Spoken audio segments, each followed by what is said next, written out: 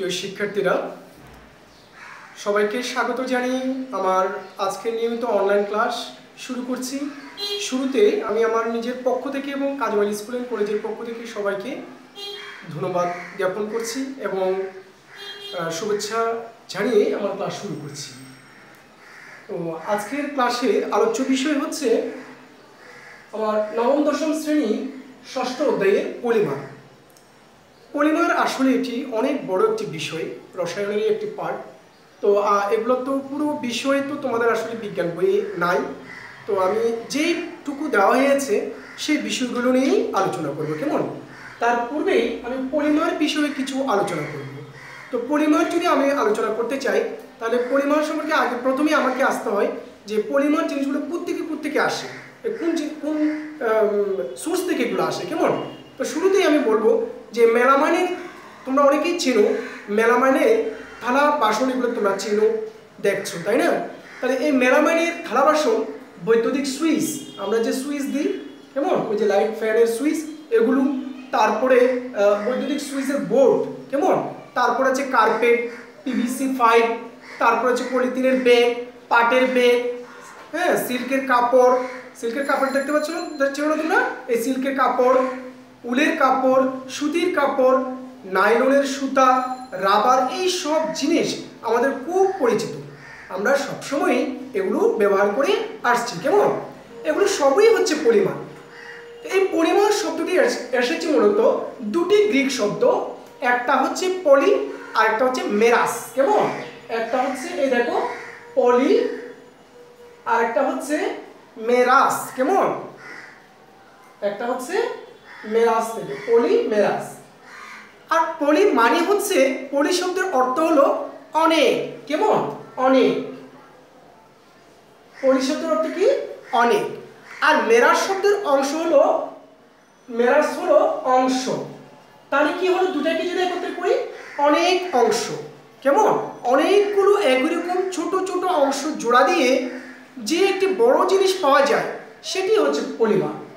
তাহলে কি বললাম, অনেকগুলো ছোট ছোট অংশ একত্রে জোড়া দিয়ে যেটা পাওয়া যায় সেটা হচ্ছে কি? পলিমার। আচ্ছা, তো যেমন লোহার ছোট ছোট অংশ জোড়া দিয়ে একটি বড় শিকল তৈরি করা হয়। সাধারণত আমরা যে শিকল তৈরি করি, গলায় যে শিকল দিই, সেই শিকলও দেখবে অনেকগুলো একটার পর একটা জোড়া দিয়ে বড় একটা শিকল তৈরি করা হয়। একইভাবে লোহার ক্ষেত্রেও সেম, লোহার যে চেইন তৈরি করা হয়, যে সাইকেলের চেইন তৈরি করা হয়, রিক্সার চেইন তৈরি করা হয়, এগুলো, কেমন? অর্থাৎ বড় শিকলটি হলো এখানে পলিমার, বড় যে শিকলটা সেটাকে বলা হচ্ছে পলিমার। এখন আমি যদি রসায়নের ভাষায় বলি, রসায়ন বিজ্ঞানের ভাষায়, তাহলে বলবো যে একই ধরনের অনেকগুলো ছোট অণু পরপর যুক্ত হয়ে পলিমার তৈরি করে থাকে সাধারণত, কেমন? যে ছোট অণু থেকে পলিমার তৈরি হয় এদেরকে বলা হচ্ছে মনোমার। তাহলে যে ছোট অংশগুলো থেকে তৈরি হবে এগুলোকে বলা হচ্ছে কি? মনোমার। তাহলে আমরা যে পলিথিনের ব্যবহার করি তা হলো ইথিলিন নামে মনোমার থেকে সাধারণত এগুলো তৈরি হয়ে থাকে, এই পলিমারগুলো, কেমন? যে পলিথিনগুলো আমরা ব্যবহার করি বাজারে ব্যাগ হিসেবে। একইভাবে আমরা যে পিভিসি পাই, যেটাকে আমরা পলিভিনাইল পিভিসি, এই যে দেখো পিভিসি, যেটাকে বলা হচ্ছে পলিভিনাইল ক্লোরাইড, এই পলিভিনাইল ক্লোরাইড ব্যবহার করি, তা হলো ভিনাইল ক্লোরাইড নামের মনোমার থেকে সাধারণত এই পলিমারটা তৈরি হয়। এগুলো আমি দেখাবো একটু পরে, আমি দেখাবো এগুলো, কেমন? তবে সবসময় একটি মনোমার থেকে পলিমার যে তৈরি হবে এমন কোনো কথা নেই। একই অধিক মনোমার থেকেও কি হয়ে থাকে, সাধারণত পলিমার তৈরি হয়ে থাকে। যে একটা থাকলে আমরা বলি মনোমার, দুইটা থাকলে আমরা বলি ডাইমার, অর্থাৎ একটা হলে মোনো, দুইটা হলে ডাই, তিনটা হলে ট্রাই, চারটা হলে টেট্রা, পাঁচটা হলে পেন্টা, এভাবে আমরা বলে থাকি সাধারণত, কেমন? তাহলে দেখো, যেমন বৈদ্যুতিক সুইচ বোর্ড বা বৈদ্যুতিক সুইচ হলো বেকালাইট নামের একটি পলিমার, যা তৈরি হয় সাধারণত ফেনল ও ফর্মালডিহাইড নামের দুটি মনোমার থেকে। যেমন ফেনল মানে কিরকম দেখো, এর স্ট্রাকচারটা হচ্ছে এই জাতীয় ফেনল, এই যে একটা বেনজিন, বেনজিনের সাথে ওএইচ, কেমন? এটাকে বলা হয় ফেনল। আর একটা বললো কি, ফেনল এবং ফর্মালডিহাইড, এই ফর্মালডিহাইড হচ্ছে HCHO বন্ড CHO, এই দুটার সমন্বয়ে সাধারণত এই বেকালাইটটা প্রস্তুত হয়ে থাকে, কেমন? আবার মেলামাইনের থালা বাসন হলো মেলামাইন রেজিন নামের পলিমার, যা তৈরি হয় সাধারণত মেলামাইন ও ফর্মালডিহাইড নামের দুটি মনোমার থেকে। ঠিক আছে? তাহলে শুরুতে আমরা যে পলিমারের যে উদাহরণগুলো দেখেছি বা বলেছিলাম, কেমন, যে তোমাদেরকে আমি যে শুরুতে যেগুলো বলছি তাদের মধ্যে কিছু কিছু প্রকৃতি পাওয়া যায়, এদেরকে সাধারণত আমরা প্রাকৃতিক পলিমার বলে। তবে এই বিষয়টা আমরা একটু পরেই আলোচনা করব, ঠিক আছে? তাহলে তার আগে আমি পলিমারকরণ বিক্রিয়া অর্থাৎ পলিমার যে প্রস্তুত হয় সেই পলিমার প্রস্তুতির প্রক্রিয়াটা দেখাবো। তার আগে মনোমার থেকে পলিমার তৈরির যে নির্দিষ্ট একটা প্রক্রিয়া, সেই প্রক্রিয়াটা কিভাবে হয় সেই জিনিসটা আমি এখন তোমাদেরকে দেখাবো। তাহলে আমরা পলিমারকরণ বিক্রিয়াটা দেখবো, কেমন? তার আগে আমি বলি পলিমারকরণ জিনিসটা কি আসলে, অর্থাৎ যে প্রক্রিয়ার মাধ্যমে মনোমার সংযুক্ত করে পলিমার তৈরি হয় তাকেই বলা হচ্ছে পলিমারকরণ প্রক্রিয়া। সাধারণত পলিমারকরণে উচ্চ চাপ, তাহলে দেখো কিরকম, আমি যখন পলিমারকরণ বিক্রিয়াটা করতে যাব তখন আমি বলবো যে কি পলিমারকরণ উচ্চ চাপ এবং তাপের প্রয়োজন হয় সাধারণত, কেমন, উচ্চ তাপ এবং চাপ লাগবে। যদি দুটি মনোমার একসাথে যুক্ত হয় তাহলে আমরা পদার্থটি যে কেমন হতে পারে সেটা আমরা একটু দেখবো, কেমন? ধরো এখানে একটা মনোমার, আমি পরবর্তীতে সেই প্রক্রিয়াটা দেখাচ্ছি, কেমন, পলিমার প্রস্তুতিটা দেখাবো। তার আগে দেখাচ্ছে যে একটি মনোমার এবং একটি মনোমার আরেকটি মনোমারের সাথে যদি যুক্ত হয়, এই একটি মনোমার, তাহলে কি হবে দেখো তো, কয়টা মনোমার হবে? মনোমার বন্ড মনোমার এরকম হবে না? তার মানে ওভারঅল যদি আমি দেখাই তাহলে কিরকম হবে দেখো তো, আমি যদি দুটাকে একসাথে লিখি তাহলে আমি লিখতে পারবো কিরকম, এরকম, এখানে 2 লিখতে পারবো যেহেতু এটা ডায়মার, কেমন, সেজন্য, কেমন? আবার যদি আমি 3টে লিখি, যে একটি মনোমার যোগ একটি মনোমার, এরকম যদি আমি 3টে লিখি তাহলে কি হবে দেখো তো, এখানে যেমন ড্রাইভার হয়েছিল এখানে ট্রাইমার হবে, কেমন? এই যে মনোমার বন্ড মনোমার কেমন? তাহলে এটাকে একত্রে লিখলে কি হবে তাহলে দেখো তো, এই যে মনোমার লিখলাম, যেহেতু এখানে 3টা তাহলে 3 দিলাম, তাহলে এটাকে ট্রাইমার, ঠিক আছে? আচ্ছা, এখন আমি যদি n সংখ্যক যদি হিসেব করি, ধরো এখানে তো 3টি ছিল, 3 দিয়েছিলাম, তাই না? এরকম যদি আমি অসংখ্য অর্থাৎ nতম পদ যদি আমি হিসেব করি, যে মনোমার যোগ মনোমার, এরকম মাঝখানে আরো আছে, কেমন, আরো আছে, এখানে আমরা 3টা 6টা 9টা এভাবে দেব, ঠিক আছে? এভাবে হিসাব করব। এখানে যদি আমি আরো দিই তাহলে কি হবে দেখো তো, তাহলে কি হবে বলতে পারবে? এখানে যেমন 2 3 হয়েছিল, তাহলে এখানে কি হতে পারে, এখানে n সংখ্যক হবে না, এই n দিলাম, কেমন? তার মানে এখানে n সংখ্যক ছিল, n মনোমার, ঠিক আছে? সেই জন্য এখানে মনোমার n এভাবে দিয়েছি আমি, বুঝে গেছে? আচ্ছা, এবার তাহলে যে পলিমারকরণ বিক্রিয়াটা কিভাবে হয়, হ্যাঁ, পলিমার কিভাবে প্রস্তুত করা যায় সেটা একটু আমি দেখাচ্ছি, একটু ভালো করে খেয়াল করো, দেখবে যে তোমাদের শেখা হয়ে যাবে। এবং এই প্রশ্নটা সবসময় পরীক্ষায় আসে, প্রতিটি পরীক্ষায় কিন্তু এই প্রশ্নটা দিয়ে থাকে। তাহলে দেখো, তার আগে আমরা কি করব, আমরা একটু আগে লিখেছিলাম কি, যে n, এখানে মনোমার লিখেছিলাম, তাই না? মনোমার, এখানে আমি মনোমার না লিখে ইথিলিন লিখব, ইথিলিন, কেমন? এখানে দেখো যে আমি শুরুতেই বলেছিলাম উচ্চ চাপ ও তাপ, কেমন? তার সাথে আমাকে এখানে প্রভাবক ব্যবহার করতে হবে।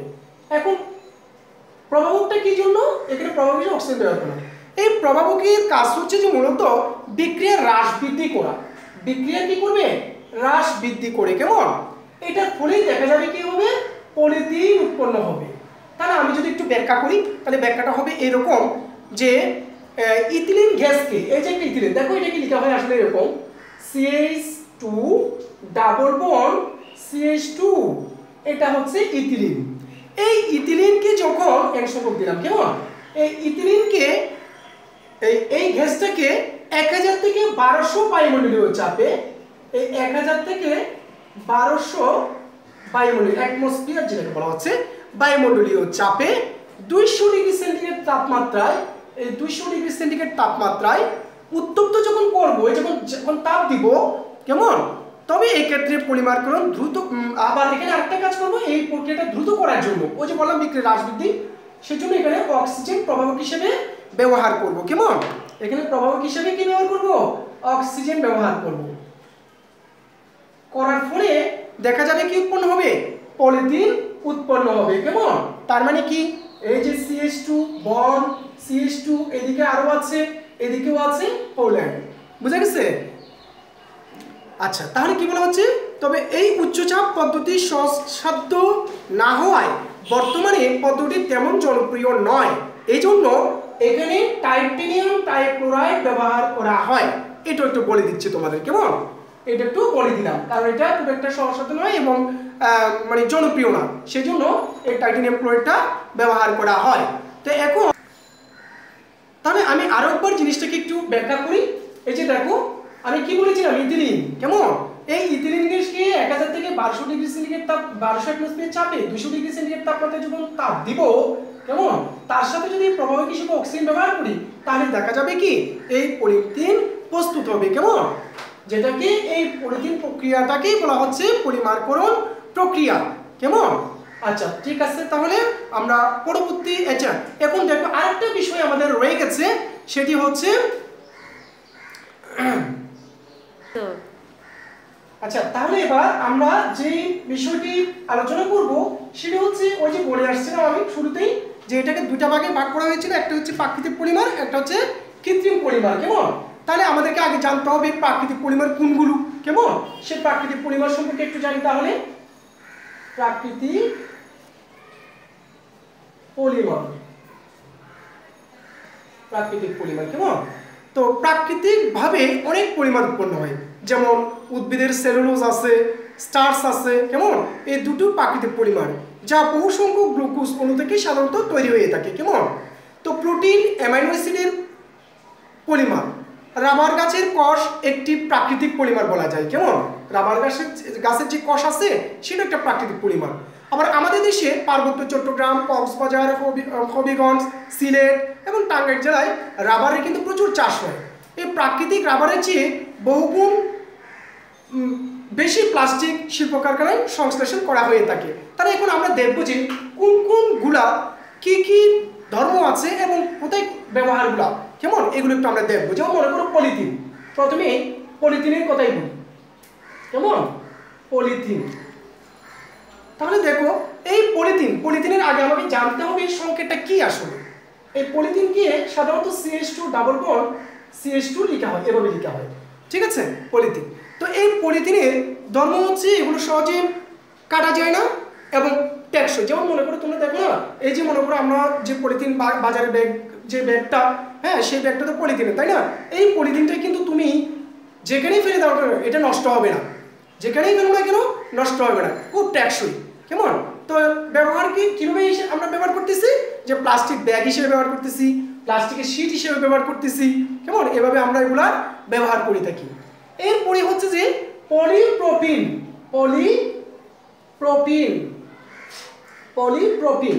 তাহলে দেখো এর সংকেত কি, পলিপ্রোপিনের সংকেত হচ্ছে CH2 double bond CH bond CH3, বুঝতে পারছো? আচ্ছা, তাহলে এটা এখন এটা ধর্মটা কি, যে এটাও সেম, যে সহজে কাটা যাবে না, হ্যাঁ পুরাই টেকসই। ঠিক আছে, আর যেমন মনে করো প্লাস্টিকের রশি আছে, প্লাস্টিকের বোতল আছে, এগুলো সবগুলো হচ্ছে কি পলিপ্রোপিন। কেমন, এরপরে আছে তোমার PVC, যেটাকে আমরা বলছি, যেটাকে পলিভিনাইল ক্লোরাইড বলি, পলিভিনাইল ক্লোরাইড। কেমন, পলিভিনাইল ক্লোরাইড, এটাকে আমরা কি বলি PVC। কেমন, তাহলে এর সংকেতটা কি হবে CH2 double bond CH, polyvinyl chloride. এটা কিন্তু খুব শক্ত, কঠিন এবং পলিথিনের তুলনায় কম নমনীয়। ঠিক আছে, তাহলে ব্যবহারটা কোথায় হয় সাধারণত পানির পাইপে, বিদ্যুতের অপরিবাহী পদার্থ হিসেবে, ওই সমস্ত জায়গায় আমরা সাধারণত এই PVC গুলা ব্যবহার করে থাকি। কেমন, এরপরে আছে নাইলন, এরপরে আছে কি নাইলন। ঠিক আছে, তাহলে দেখো এই নাইলন, এটাকে আমরা নাইলন 6:6 বলি। কেমন, তাহলে এটার জানতে হবে না, এবার সংকেতটা কি হবে। যেমন দেখো প্রথমে একটা HCl হলো H ডাবল অর্থাৎ যেটাকে আমরা C ডাবল OH বলি আর কেমন। তারপরে হচ্ছে যে CH2 হোল 2 কেমন হোল 4, তারপরে হচ্ছে যে C ডাবল OH কেমন। এরপরে আবার এটার সাথে আমরা কি যুক্ত করব, এই যে NH2 বন্ড CH2 হোল 6 আবার কি NH2, ঠিক আছে এইটা কেমন। তাহলে এগুলো কোথায় আমরা সাধারণত এগুলো কোথায় পাওয়া যায়, যে দেখতে কিরকম, যেমন চকচকে ট্যাক্সই নমনীয় এরকম কেমন। তারপর তোমার ধরো এগুলোর ব্যবহার হচ্ছে কোথায়, কৃত্রিম কাপড়, হ্যাঁ, তারপর রশি, দাঁতের ব্রাশ, এগুলোতে সাধারণত আমরা ব্যবহার করি এই নাইলনগুলো। আচ্ছা, এখন আমরা এই তো পড়লাম প্রাকৃতিক পলিমার, এরপর হচ্ছে কৃত্রিম পলিমার যেটাকে আমরা প্লাস্টিক বলছি কেমন। তো এই শক্ত হালকা সস্তা এবং যে কোনো পছন্দসই রঙের প্লাস্টিক পাওয়া যায় সাধারণত। প্লাস্টিককে গলানো যায়, হ্যাঁ, অর্থাৎ তুমি যে প্লাস্টিকটা পাচ্ছ সেই প্লাস্টিকটা সংগ্রহ করে তুমি চাইলে গলিয়ে ছাঁচে দিয়ে যে কোনো আকারে আবার পুনরায় প্লাস্টিক তৈরি করতে পারবে কেমন। এই প্লাস্টিক শব্দটি এসেছে মূলত গ্রিক শব্দ প্লাস্টিকস থেকে। প্লাস্টিকস, এই যে দেখো প্লাস্টিকস, এই প্লাস্টিকস শব্দ থেকে এটা এসেছে কেমন। প্লাস্টিকস অর্থ হলো গলানো সম্ভব। অনেকেই এই পরিত্যক্ত প্লাস্টিক অংশটি গলিয়ে নানা কিছু তৈরি করেন। এটি করা বিপজ্জনক, কারণ প্লাস্টিক দ্রব্যকে পোড়ালে বা উত্তাপে গলানো হলে অনেক রকম বিষাক্ত গ্যাস হয়ে যায় কেমন। আবার খাবার রাখার পাত্র, মোড়ক, বলপেন, চেয়ার, টেবিল, গাড়ির যন্ত্রাংশ, পানির ট্যাঙ্ক, গামলা, বালতি, মগ ইত্যাদি সামগ্রী প্রস্তুত করার জন্য ব্যাপকভাবে প্লাস্টিক দ্রব্য ব্যবহার করা হয়ে থাকে। তো ঠিক আছে প্রিয় শিক্ষার্থীরা, আজকের মতো আমি আমার ক্লাস এখানেই শেষ করছি। সবাইকে আবারও ধন্যবাদ।